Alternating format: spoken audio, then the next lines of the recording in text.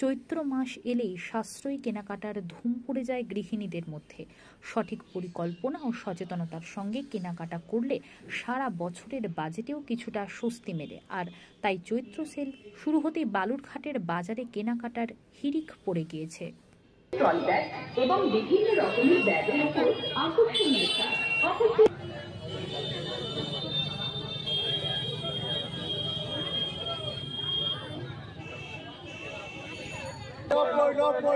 এই দিক টাকাচ্ছে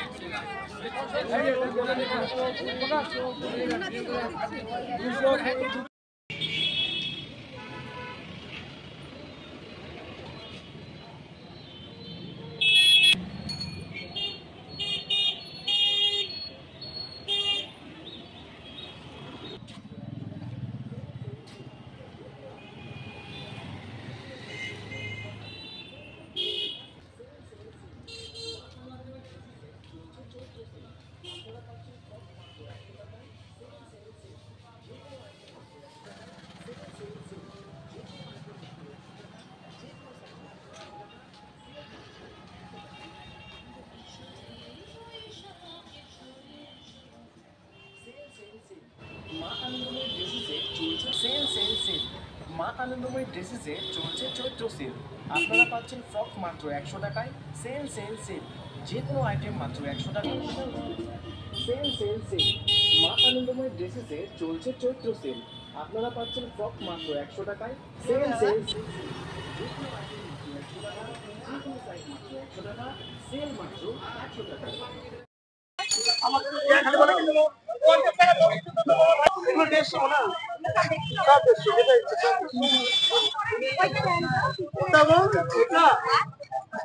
কিনছেন তো কিরকম সস্তা, কি দাম বেশি, কিরকম বুঝছেন বাজার? না, সেলের বাজার কমই আছে।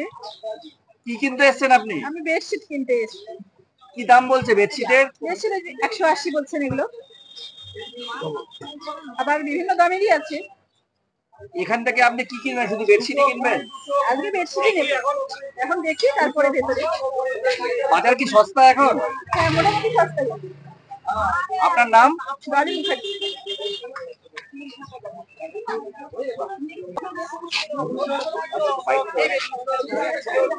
আপনি রেডিমেড গার্মেন্টস বিক্রি করেন, তো বাজারে কিরকম মানে চাহিদা কিরকম রয়েছে? আমাদের এখন চাহিদা অনেক খুবই কম। আসলে বালুঘাটে এখন অনেক শপিং মল হয়েছে, শপিং মলে অনেকে যাচ্ছে, তারপরে অনলাইনের একটা এফেক্ট আছে, সেগুলোর জন্য আমাদের মানে বাজারটা এখন খুবই হালকা। চৈত্র মাসে দেখেন আর 10-12 দিন আছে, অথচ বাজারে কোনো লোক নেই, দোকানে ভিড় নাই, খুবই সুন্দর।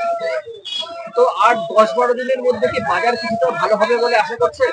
এটা কেমন করে বলবো সেটা বুঝতে পারতেছে না। বাজার এর থেকে মনে হয় ভালো আশা করা যাচ্ছে।